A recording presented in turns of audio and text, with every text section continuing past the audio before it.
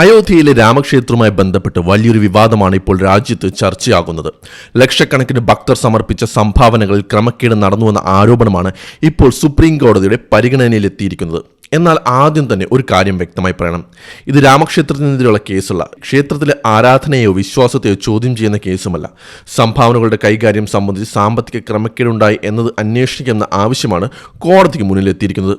അയോധ്യ ശ്രീരാമ ജന്മഭൂമി ക്ഷേത്ര നിർമ്മാണത്തിനും പിന്നീട് ക്ഷേത്രത്തിന്റെ പ്രവർത്തനങ്ങൾക്കുമായി രാജ്യത്തും വിദേശത്തുമുള്ള കോടിക്കണക്കിന് ഭക്തർ സംഭാവനകൾ നൽകി. ഈ സംഭാവനകളുടെ നടത്തിപ്പ് ശ്രീരാം ജന്മഭൂമി തീർത്ഥക്ഷേത്ര ട്രസ്റ്റ് ആണ് കൈകാര്യം ചെയ്യുന്നത്. എന്നാൽ കഴിഞ്ഞ ദിവസങ്ങളിലായി ക്ഷേത്രത്തിലെ സംഭാവനകളുടെ എണ്ണൽ, സൂക്ഷിക്കൽ, അക്കൗണ്ടിംഗ് തുടങ്ങിയ കാര്യങ്ങളിൽ ക്രമക്കേടുകൾ ഉണ്ടായതായി ആരോപണങ്ങൾ ഉയർന്നു. ഇതിനെ തുടർന്ന് ഉത്തർപ്രദേശ് സർക്കാർ ഒരു പ്രത്യേക അന്വേഷണ സംഘമായ SIT രൂപീകരിച്ച് പ്രാഥമിക അന്വേഷണം ആരംഭിച്ചു. ഇതിനിടെയാണ് അഭിഭാഷകരായ അജയ് കുമാർ റായും ദിനേശ് കുമാർ യാദവും സുപ്രീം കോടതിയെ സമീപിച്ചത്. അവരുടെ ഹർജിയിൽ പ്രധാനമായും ആവശ്യപ്പെടുന്നത് ആദ്യം ഒരു FIR രജിസ്റ്റർ ചെയ്യണം, അന്വേഷണം വെറും ഭരണപരമായ SITക്ക് വിടാതെ CBI നയിക്കുന്ന പ്രത്യേക അന്വേഷണ സംഘം നടത്തണം, അന്വേഷണം സമയബന്ധിതമായിരിക്കണം, ട്രസ്റ്റിന്റെ സാമ്പത്തിക ഇടപാടുകളും ഭരണ നടപടികളും ഫോറൻസിക് രീതിയിൽ പരിശോധിക്കണം, ഭക്തരുടെ വിശ്വാസം സംരക്ഷിക്കാൻ ഓഡിറ്റും മേൽനോട്ട സംവിധാനങ്ങളും ശക്തമാക്കണം. ഈ ഹർജി വ്യാഴാഴ്ച സുപ്രീം കോടതിയുടെ ബെഞ്ചിന് മുമ്പാകെ അടിയന്തരമായി പരിഗണിക്കണമെന്നാവശ്യപ്പെട്ട് അവതരിക്കപ്പെട്ടു. എന്നാൽ justice BV Nagarathna, justice Joy Mallya Bagchi എന്നിവർ അടിയന്തര വിചാരണ അനുവദിച്ചില്ല. പകരം ജൂൺ 29 കേസ് വീണ്ടും പരാമർശിക്കാമെന്ന് കോടതി നിർദ്ദേശിച്ചു. അതായത് കോടതി കേസ് തള്ളിയിട്ടില്ല.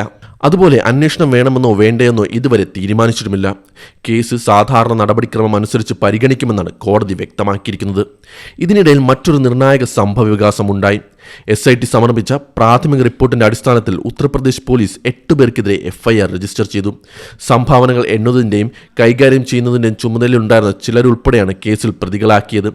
മോഷണം, വിശ്വാസവഞ്ചന, തട്ടിപ്പ്, ക്രിമിനൽ ഗൂഢാലോചന തുടങ്ങിയ വകുപ്പുകളാണ് ചുമത്തിയിരിക്കുന്നത്. ഈ വിഷയത്തിൽ ശ്രദ്ധേയമായ മറ്റൊരു കാര്യം എന്തെന്നാൽ വിശ്വ ഹിന്ദു പരിഷത്തും ശക്തമായ അന്വേഷണം ആവശ്യപ്പെട്ടിട്ടുണ്ട്. VHPയുടെ അന്താരാഷ്ട്ര പ്രസിഡന്റ് അലോക് കുമാർ പറഞ്ഞത്, പ്രാഥമിക അന്വേഷണ റിപ്പോർട്ടിൽ FIR രജിസ്റ്റർ ചെയ്യാൻ മതിയായ വിവരങ്ങൾ ഉണ്ടെന്നാണ് പുറത്തുവരുന്ന റിപ്പോർട്ടുകൾ സൂചിപ്പിക്കുന്നത്.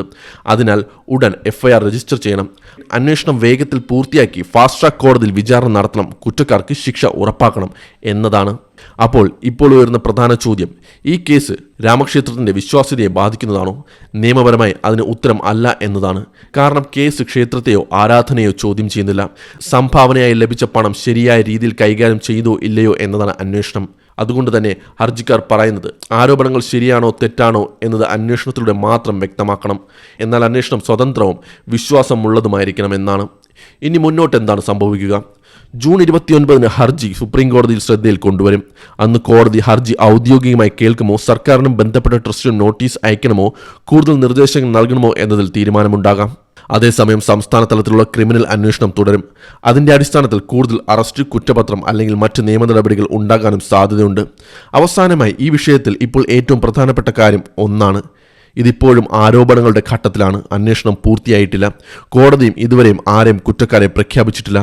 അതുകൊണ്ട് അന്വേഷണവും കോടതിയുടെ അന്തിമ തീരുമാനവും വരുന്നതുവരെ എല്ലാ ആരോപണങ്ങളെയും അതേ രീതിയിൽ കാണേണ്ടത് അത്യാവശ്യമാണ്. രാജ്യത്തെ ഏറ്റവും വലിയ മതസ്ഥാപനങ്ങളിലൊന്നിലേക്ക് ഭക്തർ സമർപ്പിക്കുന്ന സംഭാവനകൾ സുതാര്യമായി കൈകാര്യം ചെയ്യപ്പെടുന്നുവെന്ന് ഉറപ്പാക്കേണ്ടത് ഭരണകൂടത്തിൻ്റെയും ട്രസ്റ്റിൻ്റെയും നിയമവ്യവസ്ഥയുടെയും ഒരുപോലെ ഉത്തരവാദിത്തമാണ്. ഈ കേസിന്റെ തുടർ നടപടികൾ ജൂൺ 29 സുപ്രീം കോടതിയിൽ എന്ത് തീരുമാനിക്കുന്നു എന്നതിനെ ആശ്രയിച്ചായിരിക്കും.